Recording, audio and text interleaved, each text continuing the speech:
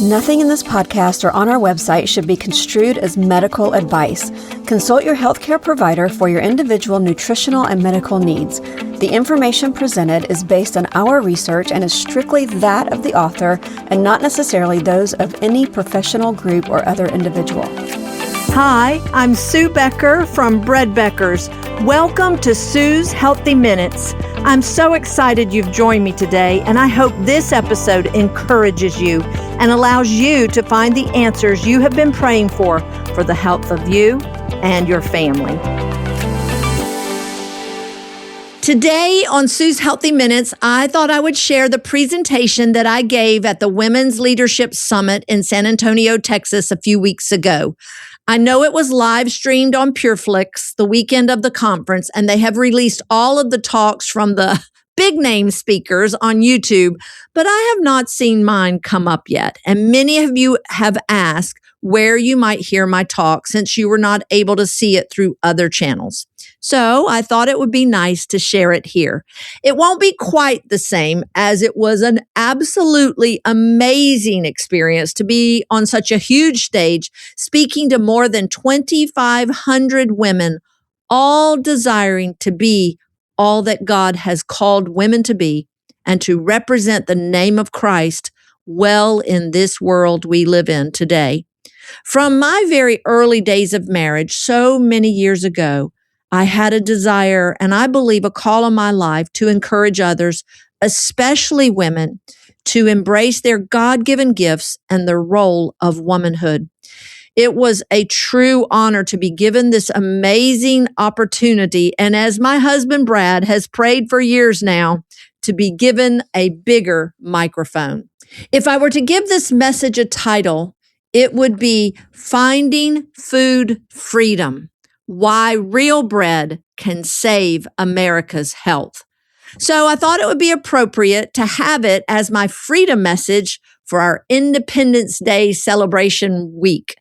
Freedom comes in many packages, and years ago, God gave me a word from Isaiah 61 that I was to declare liberty to the captives, both spiritual and physical. And that is my hope and desire for each of you. I was given 20 minutes on that main stage, and like always, I packed in as much information as possible. So here it is in its entirety. Thank you to Turning Point and especially Alex Clark for inviting me to speak into the lives of so many beautiful women of all ages. Today, I want to talk about bread, real bread, and food freedom. Bread is one of the most demonized foods in America. Though America is one of the wealthiest nations in the world, we are one of the sickest nations in the world. We all have friends and loved ones facing serious health challenges, or perhaps our children just seem to be sick all the time. Or maybe you yourself struggle with chronic sinus congestion, severe food sensitivities, bowel issues, skin conditions, or acid reflux. These just all seem to be the norm. I understand. For years, I struggled with many of these same issues, despite having graduated in food science and a background in biochemistry and a passion for healthy eating. But in 1991, I discovered that it did not have to be this way. My husband Brad and I celebrated 50 years of marriage last September of 2025. We've raised 9 children together. We have 19 beautiful grandchildren and have our second great-grandchild on the way. In 1991, 35 years ago, through some research, I was introduced to a healthy eating concept that radically changed my life, not only the health of myself and our family, but also the very calling God had on my life. I learned that whole grains are indeed one of the most nutrient-dense food groups that God has given us, but only when cooked and eaten whole or freshly milled into flour do they retain all of their life-giving nutrients. I learned that most of the common health complaints that plague Americans today are directly related to our consumption of commercially processed food, especially our bread. And I learned that the enrichment of these products, despite what I had learned with my degree, was not a favor the food companies were doing for us, but a replacement of a mere fraction of the nutrients lost by removing the nutritious bran and germ from the flour. With my passion for healthy eating and my background, I was surprised I had never put these pieces of the food puzzle together. I was already feeding our family healthy, real food, except for our bread. But through this research, I learned not just why whole wheat flour was a healthier option, but I discovered the concept of milling my own grains at home with a small, in-home electric grain mill. And I was all in. No more white flour or commercially processed bread for us, not even what was deceitfully labeled whole grain.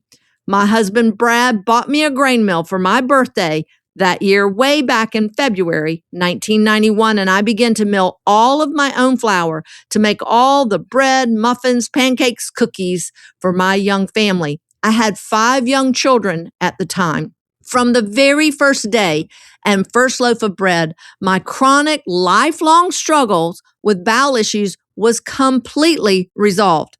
By the end of just the first month, I saw not only my constipation relieved, but also energy levels drastically increased. And as a homeschooling mom of 5, you notice these things. My sugar cravings greatly diminished. I would eat and be satisfied. My chronic headaches gone, frequent migraines done, and my daily dependence on antihistamines completely gone, never to return.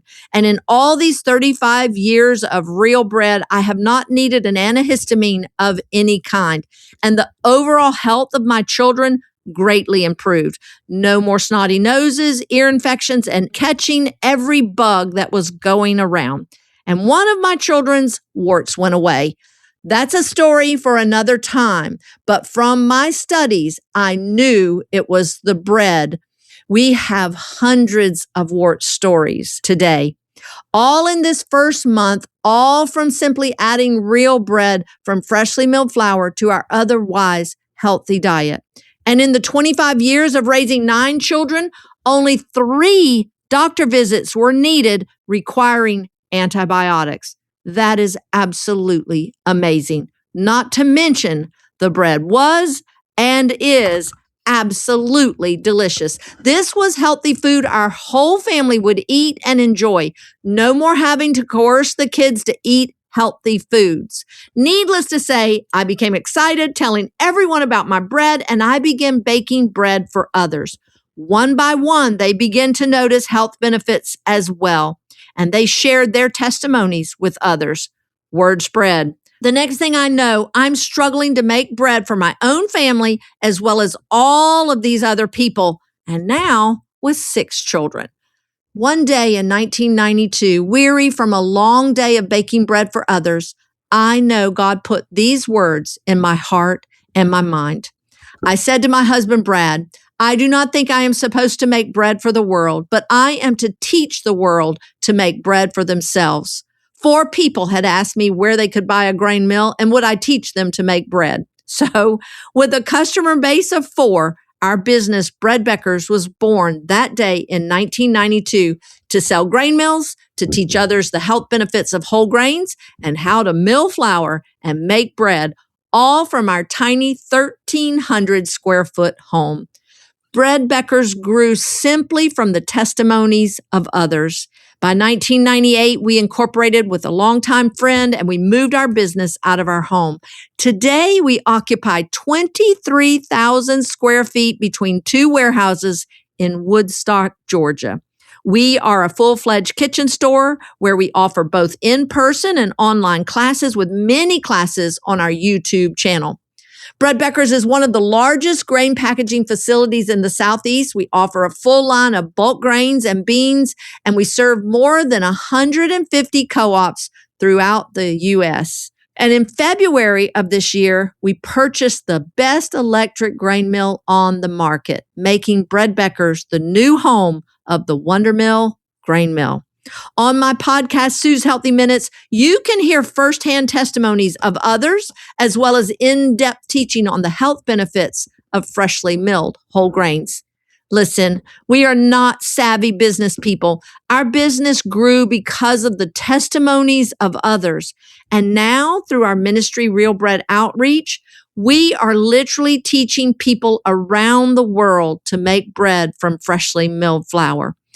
I do not say all of this to boast, but to encourage each of you to do what God puts in your heart to do today, no matter how small, because you never know the impact it may have in years to come. Over the past 35 years, we've seen countless lives change for the better and their health greatly improved from this one simple change: real bread made from freshly milled flour. As people shared their It's the Bread stories with me, I would study to find out what's in this bread that would lower someone's blood cholesterol 85 to 100 points in just 1 month from this one simple change, or correct someone's lifelong anemia, or stabilize blood sugar levels, or correct debilitating IBS, or strengthen someone's immune system to fight a virus of many years that causes warts. And for one young 17-year-old girl plagued by over 500 warts for more than 5 years and multiple medical treatments, all gone in just 2.5 weeks of real bread. Or allow a baby born with brittle bone disease with 30 bone breaks in the first 3 years of their precious life to have none in a year after introducing real bread. Or burning skin issues so painful, death seemed to be the only way to get relief, completely resolved in a matter of weeks. Or bring health and healing to those who thought they needed to be gluten-free for years, some more than a decade, and they don't just tolerate real bread, they begin to thrive. These are real stories, real changes with real bread. I learned the nutrients needed to bring these changes and more are all provided in whole grains and real bread made from freshly milled flour. So, what happened to our bread of today, and why is the bread offered in the store making us sick and intolerant? First of all, we have to understand that grains are seeds, and seeds are storable, but only when left whole and intact do they retain all their nutritional value. A kernel of wheat, like most seeds, is made up of 3 distinct parts. The bran, the outer surface of the kernel of wheat, is loaded with vitamins, minerals, phytonutrients, and fiber. The most internal part of the seed is the germ, the life of the plant. Like the bran, it is loaded with vitamins, minerals, but also essential fats and vitamin E, a critical nutrient for every cell in our body. The rest of the seed is called the endosperm, better known to you and I as white flour. The endosperm, made up of protein and starch, is virtually devoid of all other nutrients.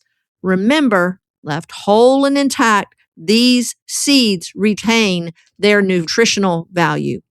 But once you mill that kernel of wheat into flour, all of those nutrients and the oils in the germ are exposed to the air, and a process known as oxidation begins to take place immediately, causing many nutrients to be degraded and the oils to go rancid.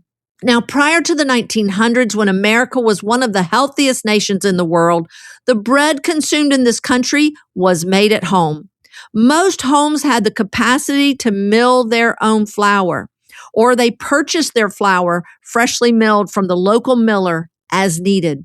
People were probably unaware that once milled, the flour begins to lose nutrients, but what they did know is that the flour spoiled. The oils in the germ began to go rancid. In the late 1800s, it was discovered if you sifted the nutrient-dense bran away and the oil-laden germ away from the white flour, the flour would not spoil at all. And this new shelf-stable white flour made much softer cakes and bread. So this led to the invention of the steel rolling mills that could produce massive volumes of this long-lasting white flour. Women especially were delighted to be set free from the task of milling flour and making bread for their families. So this wonderful, fluffy white flour and white bread became the food of choice. And for the first time in history, white bread became food for rich and poor alike. You see, white bread has always been around, but it was reserved for the wealthy or royalty who had servants that could remove the coarser bran and germ to make a whiter, softer bread for the kings. Proverbs 23 tells us to beware of the king's deceitful food. By 1910, these steel roller mills had displaced the local millers as white flour and white bread took over the market. Something unexpected happened. 3 diseases not commonly seen began to reach epidemic proportions. Beriberi, a vitamin B1 deficiency disease resulting in nervous disorders. Pellagra, caused by the lack of vitamin B3 or niacin, known as the disease of the 4 Ds. Dermatitis, horrible burning skin eruptions. Dysentery, chronic GI disturbances. Dementia, severe mental issues requiring patients to be institutionalized. And the final D, death. And a rise in iron deficiency anemia was also experienced. This puzzled health officials all over the country. Eventually, they traced the problem to the new white flour and the nutrients no longer provided by our bread due to the missing bran and germ. Health officials urged the millers to put the bran and germ back in the flour, but the millers refused. The bran and germ were now considered byproducts of the milling process and being sold to the animal feed industry, and it's still done today. America's health continued to decline. The scriptures warn us in Proverbs 14:12, there is a way that seems right to a man, but the end thereof is death. But in 1941, as America prepared for war, the military recruits were found to be so nutrient deficient that the government finally stepped in. A mandate was issued. The white flour must be enriched to replace the missing nutrients. So, for the 35 to 40 nutrients lost when the bran and germ are removed, this enrichment, as they called it, replaced only 4. 3 synthetically produced B vitamins and iron. It would take another 50 years of watching the rising incidence of neural tube birth defects before a 5th nutrient, folic acid, would be part of the enrichment protocol. And no amount of vitamin E or fiber is ever replaced. And this synthetic folic acid, banned in some European countries, is now thought to be the root of a whole host of health complications. Supposedly, this enrichment ended beriberi and pellagra, but we must ask ourselves, how many nervous disorders do we see in our country today? How many skin issues, GI disturbances, mental insanity, dementia, or unexplained premature deaths? And the problems don't stop here. Today, bleaching agents known to destroy B vitamins and vitamin E are used to make the flour even whiter, as well as potassium bromate, known to cause liver and thyroid issues. And this is only the tip of the iceberg.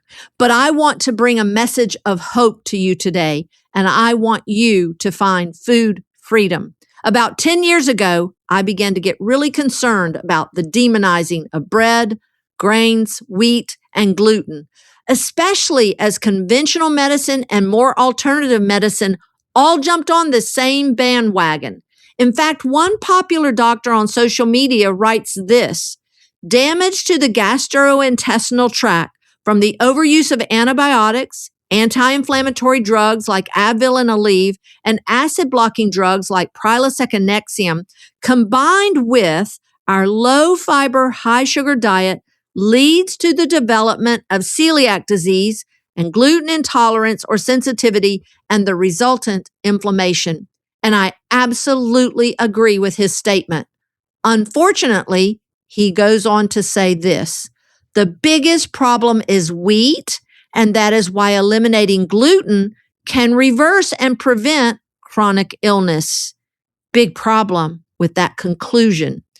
I did not hear gluten or wheat in the lineup of what causes these issues. What I heard was the heavy use of all of these drugs and our low fiber, high sugar diet as the cause. And I also heard eliminating gluten and wheat is just another symptom-based treatment plan. Why don't we heal our bodies with a high fiber, low sugar diet, such as nutrient dense whole grains and real bread made from freshly milled flour, so that we rarely need antibiotics, pain meds, and antacids? We have to think logically. One of God's descriptions of an excellent and wise woman, found in Proverbs 31:27, is that she looks well to the ways of her household and does not eat the bread of idleness. I almost laugh at the end of that verse because we're all probably anything but idle. We are so busy. But the words look well literally means to lean forward and to peer into the distance. So this wise woman looks ahead and considers what future blessing, or more importantly, future consequence is ahead for her or her children because of what she is doing or even eating today. The head of preventative medicine of Yale University once said, "More children are harmed by the food they eat than by drugs, alcohol, and tobacco combined." That is a sobering statement. So all of this got me thinking. We all agree that drinking water is vital to life, but that municipal water is not good. We would never let someone tell us to quit drinking water. So what did we do? We fixed our water. We do whatever we have to have clean, healthy drinking water, water filters, glass bottles, or whatever. Well, let's take that over to bread. I agree. The bread offered to us in the store is bad. It is making us sick and fat, but it is not the wheat. FYI, wheat is not genetically modified. It is the processing done to the flour, even that labeled whole grain. So why are we letting someone tell us to eliminate the most nutrient-dense food group God has given us, and perhaps the most delicious and satisfying? Why don't we fix our bread like we have fixed our water?